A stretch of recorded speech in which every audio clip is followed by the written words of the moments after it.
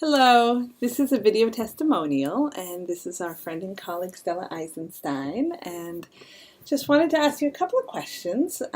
First, if you could say what your background is clinically, how you use IMT.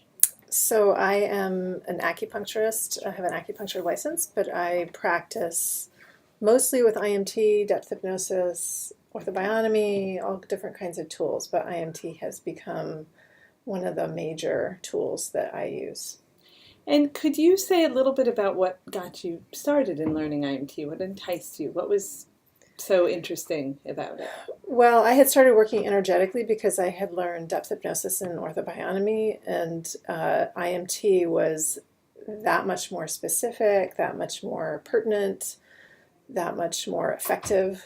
So, the way that in IMT you can really touch,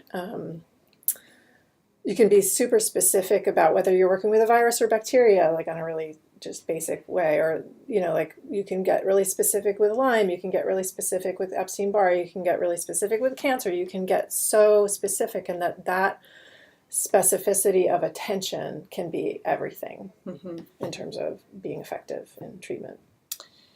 Well, that's helpful for a student that is, someone that's thinking about studying IMT and obviously starting at the basics. Would you have any words for them as far as any words of wisdom, any suggestions, any thoughts about the new Gosh, student? actually, I've thought about that a lot. Because I've been asking sort of what is it that we're doing, and so I have like a whole list actually. Like the first thing is to really know your anatomy and physiology really well. That's like a really key piece, and then if you have that as a basic ground, then if you're using the attention that IMT helps you develop, then you've kind of got it. So let me think. So with IMT, you're learning how to work energetically. You're learning how to be attentive, again with specificity, but it's like this way of moving about your treatment session, way of moving about the world that is being aware of like the quantum level, being aware of energy, and just so to develop that, like IMT will help you develop that, and then there are other ways to develop that seek out other too. tools as well. Meditation will help you develop that. I think Thomas Hubel's work in terms of like how, because he really teaches you how to tune the dial of your attention, tuning the dial of your attention, which I feel like is like a key piece that IMT teaches, how to just tune the dial and pay attention to your liver, tune the dial and pay attention to your lungs, tune the dial and pay attention to your cecum or whatever.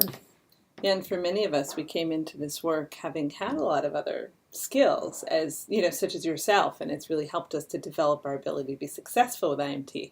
But the tools that you get in IMT really helps to add to your tool bag.